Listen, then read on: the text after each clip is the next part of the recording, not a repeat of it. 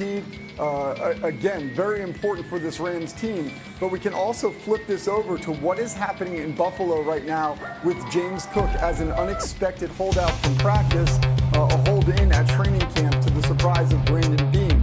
With James Cook seeking that contract, this could be exactly what he needs to be able to go back to Brandon Beane and say, all right, this deal with Williams got done. Now we have a little bit more of a blueprint for how this can happen. I think this makes Williams the seventh paid, highest paid running back. We're not talking about any kind of like market-setting deal here. So this kind of helps everybody understand where the market is. We'll see. Maybe this allows Cook to get his deal done as well. Yeah, he had tripled the touchdowns last season that he did the year before, 6 the year before, 18 last year. So we'll see if Williams helps to set that market. Meanwhile, another joint practice going on today between the Colts and the Ravens. Now, Lamar Jackson was excused from practice yesterday, but he was there today. The two-time MVP coming off his best passing season with career-high numbers, runner-up MVP, but has yet, of course, to reach the Super Bowl. Here he is on the cusp of his 8th season. I feel like our offense, there's always room for improvement. You know, the camp it can be, we have good days, we have bad days, we have okay days, we have great days, you know, but I feel like there's always room for improvement. We right where we need to be right now. We don't see these guys every day, you know. We get to see different looks from different guys, different type of coverages, see how different guys guard different people, different blitzes and stuff like that. So definitely, we get a lot out of these type of joint practices. And when it gets going for real, they're going to be tested early and often. The Ravens open the season where last season ended for them in Buffalo. Then in weeks 3 and 4, they play the Lions and the Chiefs, who each ended last year with 15-2 records. And then in weeks 5 and 6, they face the Texans and the Rams. Each of those teams won a playoff game last season. So that's 5 playoff teams in their first 6 games. But we know that the Ravens have one of the most complete rosters, top to bottom, in the NFL. So, Shrades, are you confident that they can start strong with that schedule? Remember, they were about a millimeter shy of potentially beating the Chiefs in week 1, and then they lost to a good team in week 2, and they bounced back. And by week 3 last year, they blew out the Bills on national TV, and we're like, all right, Derrick Henry's getting settled. I have no doubt this Ravens team is going to come ready to play. I also have no doubt that they are going to be a better team out of the gates. There were a lot of new players getting adjusted. And even in that first game against the Chiefs last year, Justice Hill was the primary back for that first 3 quarters before they started getting Derrick Henry going. This year, no surprises. Derrick Henry's going to run the ball up everyone's gut in the first few weeks, and they got better on defense. I'm really interested to see what we get out of Jaire Alexander this year. That is a player that a couple years ago we were talking about as potentially being the best defensive back in all of football. Played 4 games in 2 years, and suddenly he's looked at as this injury-prone red flag. They got him on 40 cents on the dollar about what he could be if he is healthy.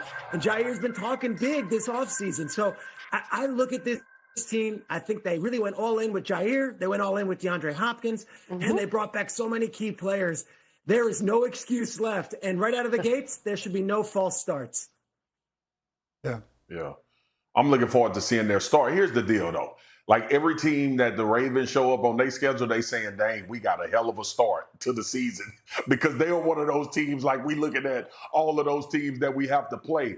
Ultimately, it's going to boil down to the playoffs and how deep they can go and can they get to a Super Bowl and have an opportunity to win one. And I know we're getting ahead of ourselves, but that's really how we look at the Baltimore Ravens through that prism. Will they get over the Patrick Mahomes hump like most teams in the AFC have to?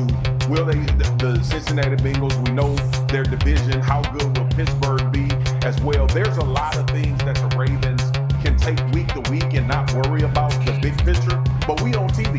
We work at ESPN for a certain reason. We in the preseason. We can talk about Super Bowl obviously being in the Ravens' future, and I think I don't think Lamar is going to feel good about having a good season or a good start.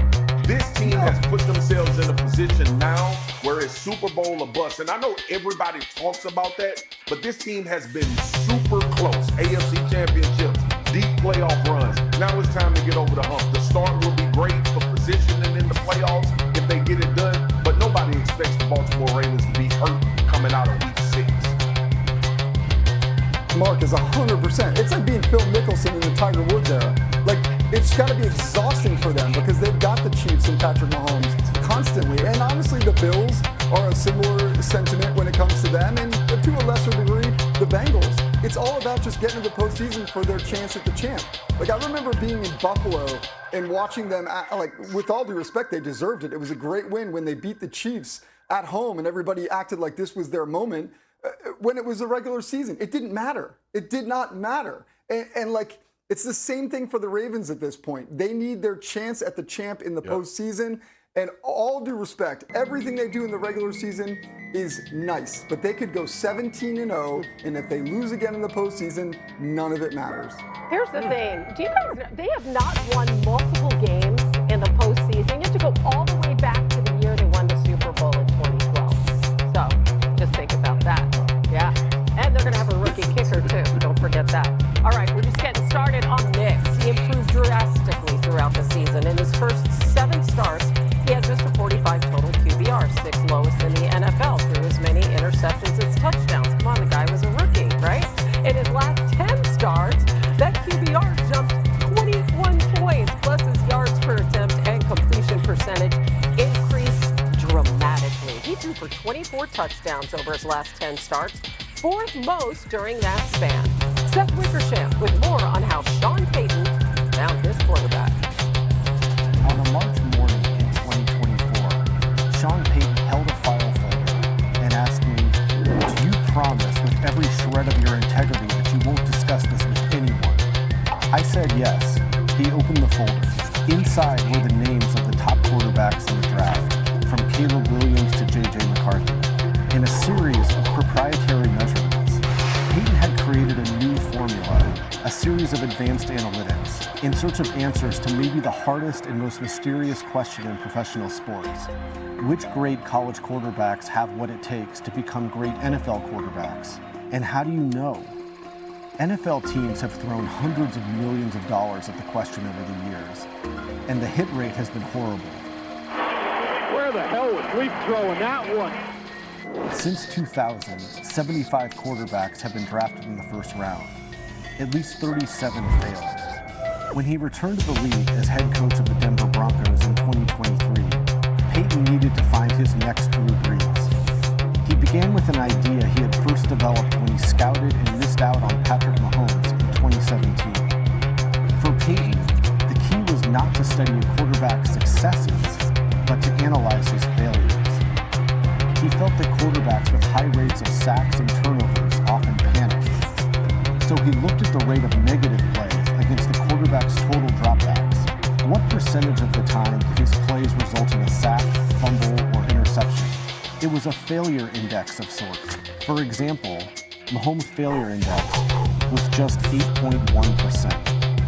Payton famously missed out on Mahomes in the draft, but he believed he had the right approach.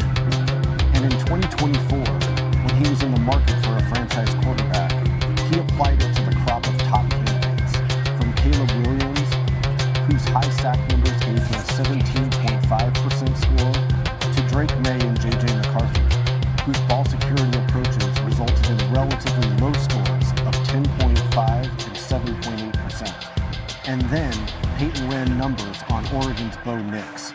In 878 dropbacks during his collegiate career, Nix was sacked only 10 times. He never fumbled, not once.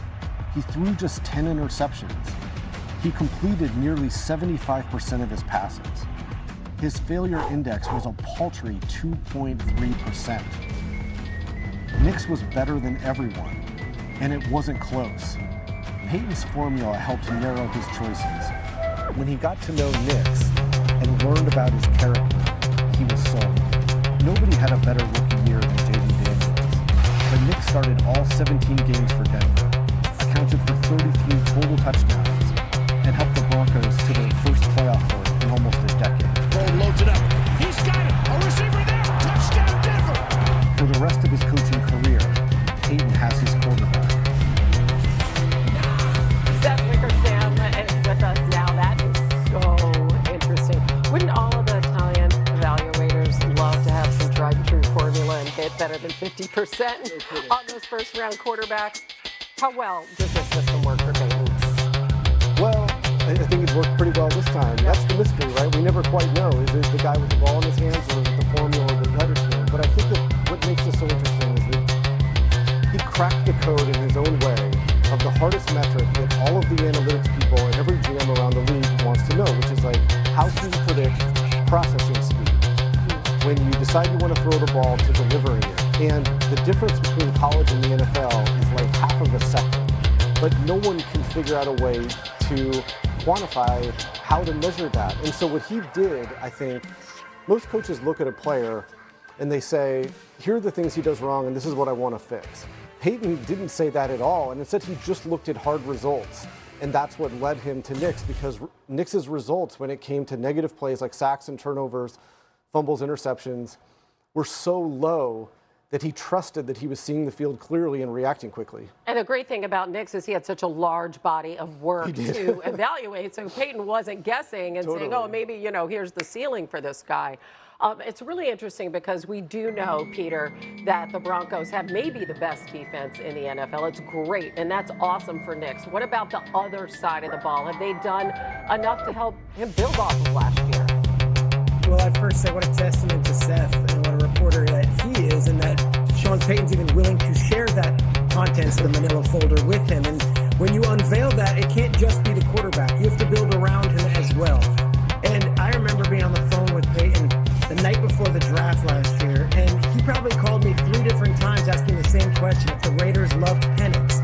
Do the Raiders love Penix? If Penix, are the Raiders going to trade up to get Penix? He was so concerned about the Raiders loving Penix that they might not love Penix and might love Bo Nix, and then the whole entire process and rating system would be out the window if the Raiders jumped him. He wasn't going to let it happen again. To your point, Seth, he wanted Mahomes. They were all ready to draft Mahomes. Andy Reid went and got him. So now they put the parts around him, and you look at the running backs room, I think it's huge. When he was in New Orleans, Sean always had this variety of running backs, whether it be a combination of Pierre Thomas and Darren Sproles and Reggie Bush and eventually Alvin Kamara. They always had all these guys, and then soon enough, Taysom Hill was playing that. In Denver, they're building a stable of running backs, and all the fantasy folks will tell you Harvey's the guy, and he will be, but they still really like Jaleel McLaughlin. They still are really excited about getting J.K. Dobbins.